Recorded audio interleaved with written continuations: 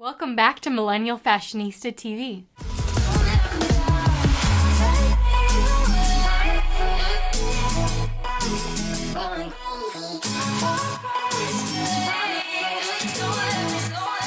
For today's What's Happening Wednesday, I thought it would be the perfect opportunity to give my first trimester update. I'm going into my second trimester in a few days, and I thought I would share basically symptoms, what I've been doing, reading, apps I've been using, how it's been, basically the 411 on everything that's been going on. So, to start off with, we didn't find out that we were expecting until I was about 5 weeks pregnant at that point. Yeah, so I was late. I was about 3 or 4 days late, but that's not even the first thing that gave it away because I'm not really all that regular.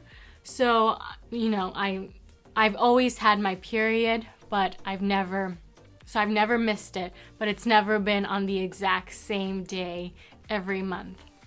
But what really got me questioning about whether or not I was pregnant were other things like my breasts. They were a ton bigger than normal, 1, and 2, I was cramping kind of like pre-period or during the period, but I wasn't getting my period. I don't know. It was just a different feeling than when I was getting my period. I was questioning it. I was also getting nauseous at night, some on and off, not as badly as I have it now.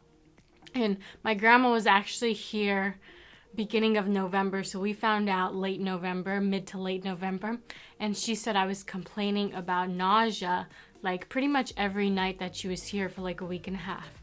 So that was a telltale sign too. So far, my symptoms have been like your typical nausea and fatigue.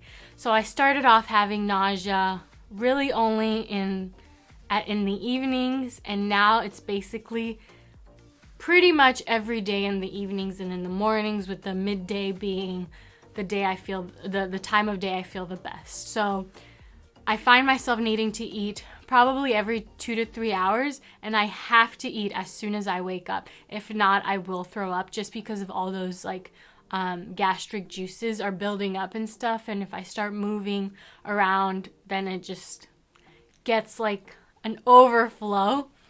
And I've also noticed that I'm very, very sensitive to smells. I'll go from one room to the next, and just that minor change from like bedroom to living room, just the space difference makes me gag. So that's been very difficult and interesting adjusting. I mean, I've always had a really strong sense of smell, but it's been like tenfold on this pregnancy. I've been fatigued, but not in the sense that I'll go about my day and start getting tired, more in the sense of like needing more sleep.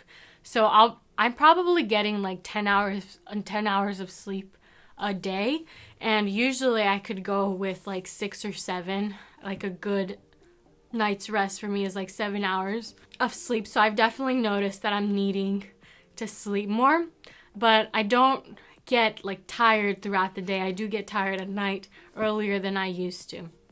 However, even though I've been noticing that I need more sleep on a given day, some days I'll wake up at like 5 or 6 a.m. and I'm just staring up at the ceiling like wide awake, and I'll be up for like an hour or two, and then I force myself to go back to sleep because I know I won't be feeling well the rest of the day if I don't. So that's been interesting too, where before I would just sleep like a log and I could just fall asleep anywhere and sleep through the night. Now it's been a little bit different. Another thing I've been noticing is a lower back pain. Even though I've dealt with lower back pain since I was like a teenager, it's definitely come back in full swing. I noticed it probably like week 7 or week 8 into the pregnancy, and just recently started seeing a chiropractor probably like week 10 or 11. And it's been really helpful. Like once a week, I think it's really good. if you're expecting to go see a chiropractor, because it not only will make you feel a lot better, but it'll get your body adjusted and ready and fluid for delivery. So I highly recommend seeing a chiropractor, even if you're not pregnant. I swear by the chiropractor, they are like the best. Like, praise Jesus for chiropractors. That's all I have to say about that. I've noticed some bloating, and to add to that, I haven't had like cravings more than I normally do, because I'm just a foodie and I like to eat whether or not I'm pregnant. But like I said, I have to eat more often. So I have to eat every 2 to 3 hours or I start feeling sick. I've basically been eating everything that I feel like and everything that sounds good. I had some heartburn at the beginning, but it's kind of died down once I started incorporating a lot of like fruits and fiber into my diet. Honestly, if you take care of your microbiome, I think a lot of these symptoms tend to go away. And honestly, I think carbs kind of accentuate heartburn for me. So fruits and veggies have been really good, and lots of protein. I have cut out coffee. One, not because I don't want to drink a cup of coffee. I think that's fine if you drink like the allotted amount of milligrams of caffeine, but because like the smell of coffee just makes me want to hurl. I used to get like sweeter drinks, so I'm thankful I trashed that habit, at least for the time being.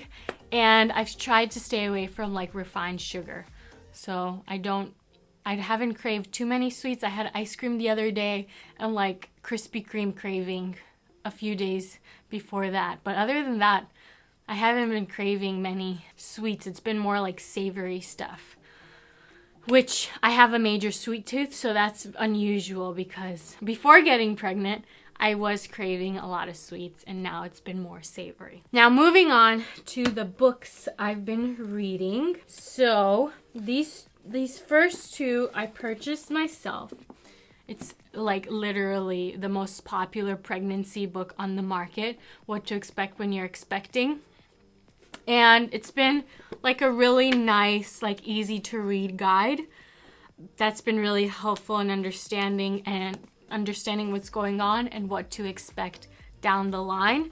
I'm almost done with it, and after I'm done with this one, I'll probably move on to child rearing books, because I think with the apps I read and the articles in this book, I think I have a pretty good grasp about pregnancy and what works and what doesn't.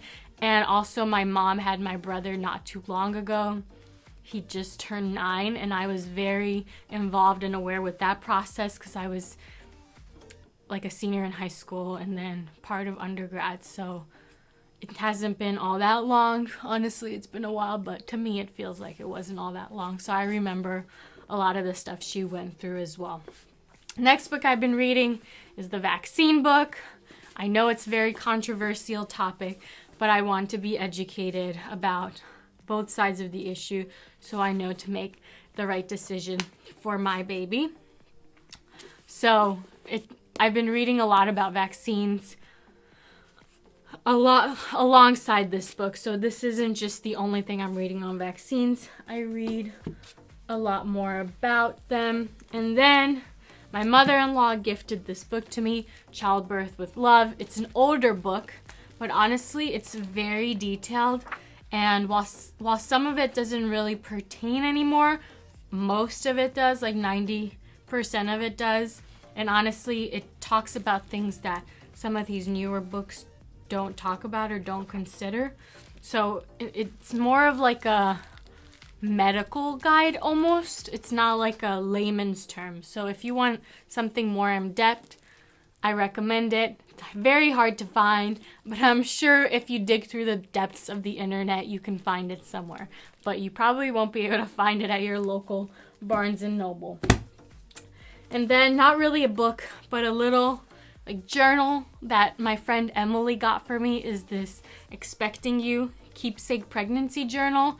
I haven't been the best at it because I'm not a very good journaler, but I have been taking notes, just like different things I'm thinking about, praying for my baby and different symptoms and stuff like that.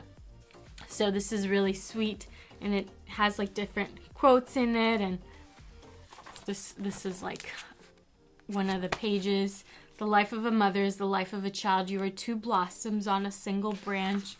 And then it's got like blank pages, but it also has like, my belly is growing. It's changed the way I ... As we get bigger, I like to think about ... So different things to keep to keep down as you progress through the pregnancy. I need to get better about it. So what else? Well, last week I got my first pair of pregnancy jeans. So my normal jeans are starting to feel pretty snug. In fact, I probably can't fit in 90% of them anymore because my bump is growing by the day. So I tried on a ton of pregnancy jeans and found, at least now at the beginning, the ones with the side paneling. These are Paige Denim and they're size 28, which is my regular size. It's basically a size 6. However, they account for your growing belly and thighs and all of that. They have a good stretch and they're super comfortable. The reason why I like the side paneling compared to like the full band is because the full band just didn't go up. I don't have a big bump right now, so I can only imagine when I do, like literally they wouldn't go up all the way on my thigh. I don't know if I just have like bigger thighs or what it is, but they just wouldn't pull up all the way. So they were very uncomfortable. And honestly, I don't foresee myself wearing all that many jeans anyway, because I'm probably going to get a white pair of jeans because I like to wear white in the spring and summertime. But I'll probably wear more dresses and stuff like that, especially with law school, and just for the comfort factor. I know my mom wore a lot of dresses as well because it's just easier, and when you're hot and bothered, you probably don't want to deal with putting jeans on. So, what else? Apps that I've been loving on my phone that I found really helpful are the Bump and What to Expect When You're Expecting. I guess the What to Expect goes along with the book. I think it's What to Expect. The book is What to Expect When You're Expecting, and the app is called What to Expect. And then the Bump is really good too. It gives you like more information, different articles about what foods to eat, nausea, just everything, like your partner, all of it. It just like gives a ton of information. It gives a ton of information about the development of your baby and how big the baby is and all of that. So I've liked those two apps. We had our first prenatal appointment at 10 weeks, 9 or 10 weeks, I think. And we have another one in just a few. Next week actually is our second prenatal appointment, which will be a lot more intensive because they're going to be drawing blood. And honestly, I still have to call insurance to see if we qualify for genetic testing. But if we do, I do want to do that because I don't think it hurts. It can only help to know what's going on with your baby and to know what you should be prepared for. As I'm sitting here talking, I do notice that I'm also getting out of breath as well. So I do get out of breath a little bit faster. Well, on that note, I should probably mention that I really haven't been exercising as much as I would like, or as much as I was pre-pregnancy, mainly because of nausea. I'm now starting to feel a little bit better, so I really need to start getting back into it because everything I've read, and just from common sense, it's obvious that it's healthy for you and for baby to exercise. And I know when my mom had me, she was walking a lot, and that helped me. Like I came out like this. So all that to say that I do need to start exercising and being more mindful about active time, prioritizing that throughout the pregnancy. So far, I'm excited to get into the second trimester, which is coming up in just a few days. And that's all I have for my first trimester update, other than sadly being nauseous a lot of the time. That's basically the one major change I've noticed over everything else. That's overshadowed everything else. So I'm really hoping that we get past it and that the second trimester is a lot better and I have a lot more energy and I just feel a lot better. So I hope this was helpful, and if you have any questions or recommendations, I would love to hear them, because it doesn't hurt to take recommendations for moms who have been through this or who are going through it, who have found things that work. Please share them with me. So I hope you guys have an amazing day. Kisses, besos, Pupici. Far from this place, don't let me down.